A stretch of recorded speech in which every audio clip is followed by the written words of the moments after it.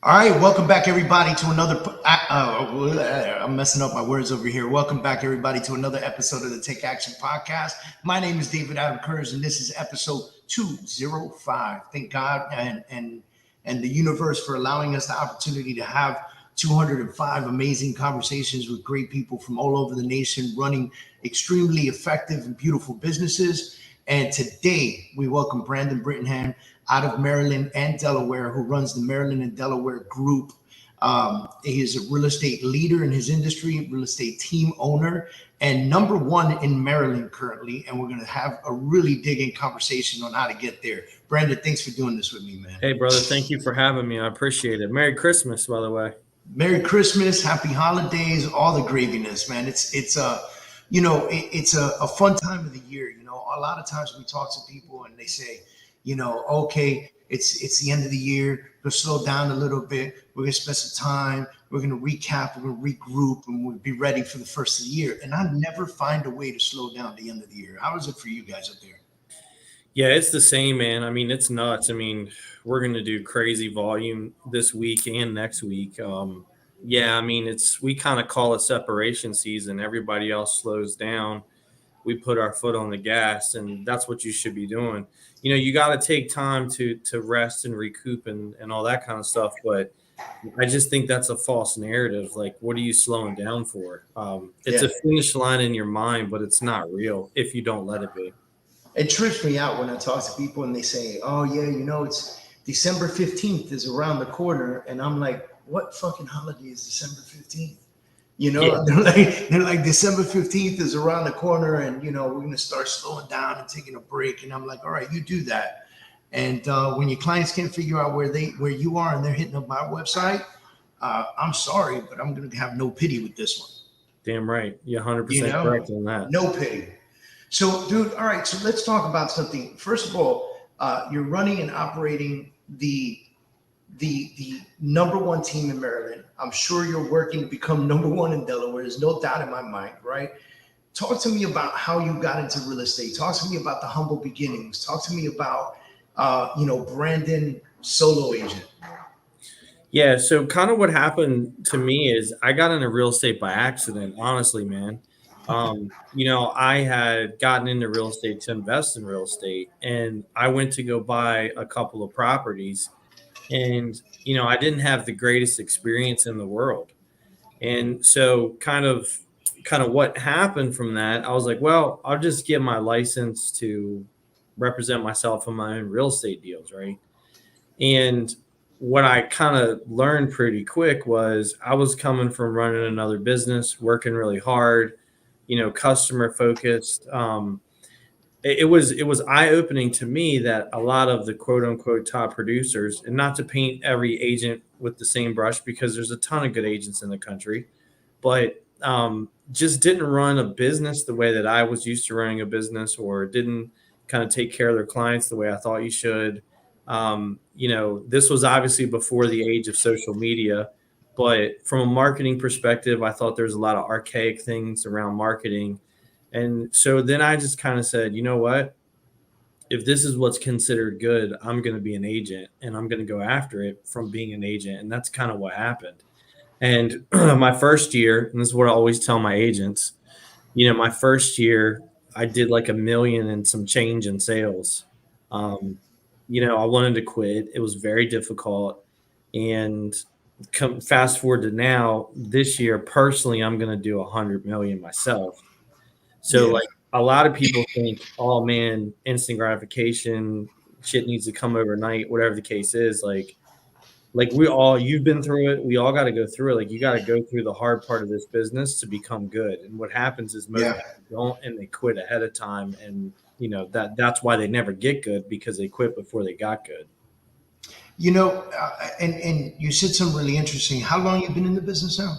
I got my license in the end of 2007, so going into 2008 recession. So 2008, going into 2008, did $1 million in sales, right? And now you're about to break 100 million this year. Yes. So this is not so it wasn't last year you did $1 million and this year 100 million. Like there was a progression here. And so, what did you find were some of the most important steps in putting your business and your team together that most people don't realize? So I'm going to tell you this, and it's so simple that you're not going to believe. Most people aren't going to believe this, right? And I say this over and over again, but it's like, so I'm part of masterminds. I'm sure you are. I've paid all kinds of money to get into rooms with people that are very, very smart. And, I thought that there's like this Illuminati out there that's like, if I get into the room, they're going to give me the magic pill and tell me the secret that I don't know. Yeah. And what I learned is that really it's like you have to be ruthlessly consistent, right? Like ruthlessly consistent with your habits every single day.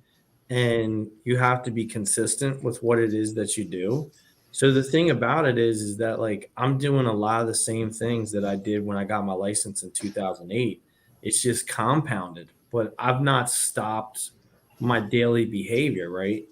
So like everybody wants the fucking magic pill and they want like the instant gratification. And the reality of it is that like, here's the thing. If you don't have discipline and consistency, none of it's going to matter. Your CRM's not going to matter. Your whatever's not going to matter. Because here's what discipline really is. Like this is what discipline is. Doing the things that you hate with the tenacity that you love it. That's what true discipline is, right? Yeah. And so if you don't have that, when things get difficult, you don't want to make your prospecting calls. You don't want to follow up on your deals. You don't want to do all this kind of shit. Then what's going to happen is your income's always going to be a roller coaster because you're just going to revert back to what's safe. And what's safe is staying out of discipline. And if you can just be consistent every day and be disciplined around your activities, I mean, we can go down the rabbit hole of everything else. But if you can't do those two things, I can't teach you shit. Right. And there's, there are multiple levels to this because absolutely you're going to have discipline. But once you've developed enough discipline and you said to do the things that you hate with the tenacity that you love them, I also believe that you can earn your position and get to the point where you can now hire people to do the things that you hate so that you can do the things that you love that are a part of the business that you enjoy and leverage yourself. How do you leverage yourself on your team? Where's your leverage? Who's your staff? Who's your people? What's your leverage? Yeah, so that's a very good point. So obviously, I run a pretty big team and I'm in a lot of different verticals. So obviously with the amount that I still sell, I've got to have a lot of people around me to help me.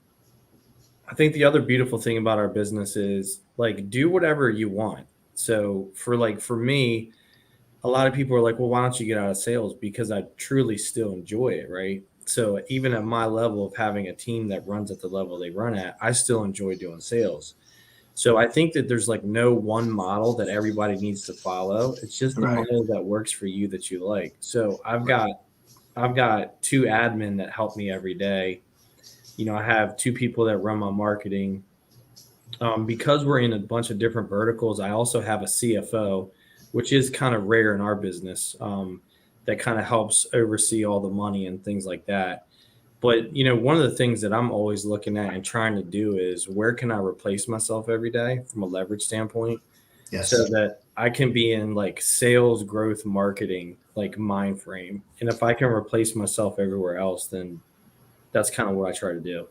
It's awesome. And you just said it. There are multiple ways to slice this, loaf of bread, or you want to call it, or, lay out the roadmap, because you and I are different in that sense. I don't want to sell anymore, right? I've been doing it 16 years. I don't want to open doors anymore.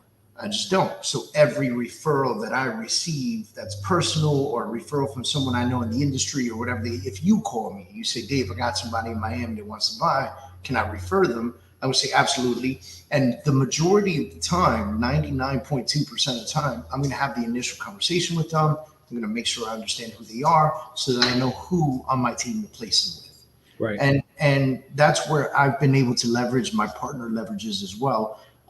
And my partner's leverage is so strong that she lives in a different state than the one that she's running. She came from Virginia. So that's how we were able to build in Virginia. And she knows so many people there, but now she lives in Miami, and we're still building and developing agents in Virginia. So, there are different ways to do it, but there are some consistencies. There are some things that don't change, right? And so what do you believe are core foundation pieces that no matter if it's my business or your business or John Smith's or Janie Smith, like what are some of the core foundation pieces that have to be in every business that is built out there for real estate professionals? So I think one of the biggest thing is you just got to be really good at taking care of the customer and solving the customer's problem. So one of the things that we did, and anytime I get a chance to tell people this, I try to, is we developed companies around helping the consumer. So we're in the construction business. We've got partnerships in mortgage and title. We have a cows business, like pods for helping people for moving. We do renovations. So if they go to sell their house and they need their house renovated, or repairs during a home inspection. So kind of like almost everything ecosystem wise around a home sale, we try to focus on, because the one thing as I started to grow my business that really bothered me is like if there was something that went wrong in the transaction that I didn't have control over and the customer had a bad experience, that really stuck with me. So what I tried to do was build out and get into a situation where I could solve the customer's problems. And if you don't want to go that far with it, I understand, but like you got to understand that you're more than just a salesperson. Like a home is an emotional transaction for people and it's stressful. And you really have to figure out like making this a good experience. And we get a bad name as an industry sometimes for not creating a good experience for customers. And that's a foundational principle you should build your business on. That's awesome. And you said something, we get a bad name sometimes for not providing that type of service, for being transactional about it versus being about the people. We're in the people business and we market ourselves to people. And a lot of people don't realize that. They think we sell houses. We don't sell houses. When you call me and you say, hey, David, or I call you, hey, Brandon, I want to buy a house in Maryland. I already know I want to buy a house. Right. You didn't have to sell me on that. Right. You're not selling houses. You're selling yourself. There's a reason why I called you. Right. And those referrals go a long way. Chances are I called you because somebody said, I had this great experience with this guy out there. You want to call him. And I think you're right. That is the biggest piece of this foundation. I also think that marketing is a huge piece of the foundation. We are in the marketing business. You have to be out there. You got to be loud. You got to let people know who you are. What are some of the key things that you guys do for marketing that helps your team grow? I think it's what people do in this business that I think is a mistake is they all say the same thing. Look at me, I'm great. I can do this, I can do that. And they forget that it's not about you. It's about the customer. So like tell the customer's journey and tell the customer's problem and how you can fix it, right? So you sold 300 houses last year, whatever the case is, great. But if I'm a homeowner, I only care about the one, and that's mine. Yeah, mine. And so it's, okay, how can you appeal to help me? Because, you're great at what you do, but how does that affect me, right? So I think here's the thing. If you're a consumer, and really think about this, everybody that's in the real estate industry that's listening to this, right? The last, say, year, what I've seen is the market's great, sold a house in one day, this or that or whatever. So if I'm a consumer and I'm going on Facebook, I'm seeing all the agents say the same shit. So it's like, how do I know the difference between you and me and this one and that one? It's like it's a sea of sameness, right? Yeah. So how can you create a different message to reach the consumer where they want to be reached at, meeting them in the middle of the street versus just being like, hey, I sold a bunch of houses, this, that, and the third. So what we try to do in our marketing is tell a story. And we try to tell a story of, we understand your pain and here's how we solve the problem. Right. So talk to me about that. Let's get into the nuts and bolts of that, because this is great advice for people. What exactly are you doing? Like, talk to me about that. How are you putting the story out there? All right. So let's take a prime example. Say I buy a house from you. You bought a house from me. We go to, or no, let's do it on the seller side, because this is where I see it a lot, right? So you contacted me to sell your house, and then at settlement, we put your house on the Facebook, and I sold David's house in one day for $15,000 over list price. That's typically what you see, right? So what I do is I tell the real story behind it. David called me. He was stressed out because he was moving out of state because his daughter was having a child and they weren't really expecting to sell, but they were kind of forced into the situation. They were really nervous about how it was all going to work. They had all kinds of reservation. But they called me because I had sold a couple of their neighbors' houses. By the way, 3 other realtors told them their house was worth 270. They told me on a Friday they needed to sell it really fast. So what I did was I put it on the market, put our 7-step marketing department, our 7-step marketing plan behind it, dispatched my marketing crew over the weekend, got it under contract by Monday for $300,000, which is $30,000 more than anybody told them they would get. Then a couple of things happened during the transaction. This, and this went wrong. I was able to solve it for them. We settled yesterday, and they're as happy as can be. It's a stressful process. Moving sucks. All this is difficult, but we were able to solve all their problems, and here's why. Does that make any sense? Yeah. That's amazing.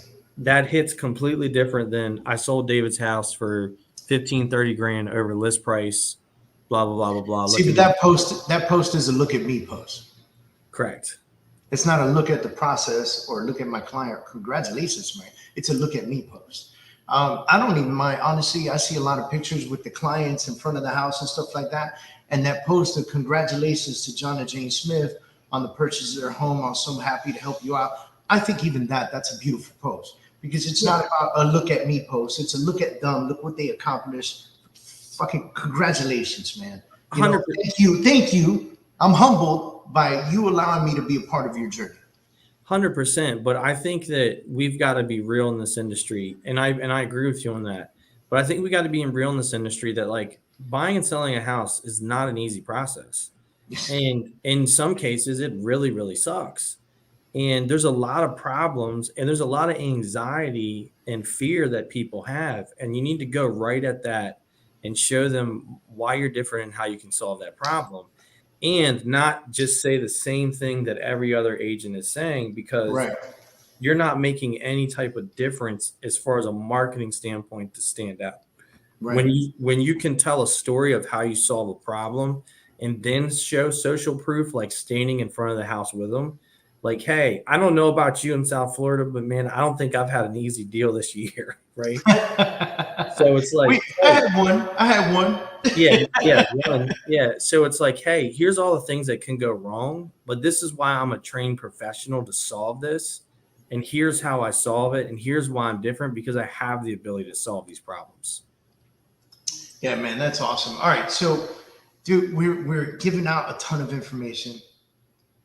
Give me one thing that will help our agents out there listening to this right now become number one in their market. Don't make it about you. Don't make it about you. Clients over commission, man. And let me go on a deeper level of what this is about. This is about thinking in abundance and not thinking in scarcity. And thinking in scarcity is there's never going to be enough. I got to get mine, whatever the case is. When you think in abundance and when you come from a standpoint of, serving in leadership of I'm going to help and I'm going to help with no expectation. For me, that's when the game changed. And when I really stopped caring about, like, you have to be fiscally responsible. Don't get me wrong.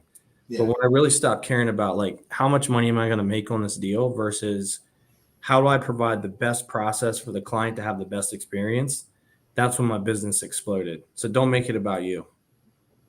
Awesome, bro. All right. Next question. I always ask all of my guests this.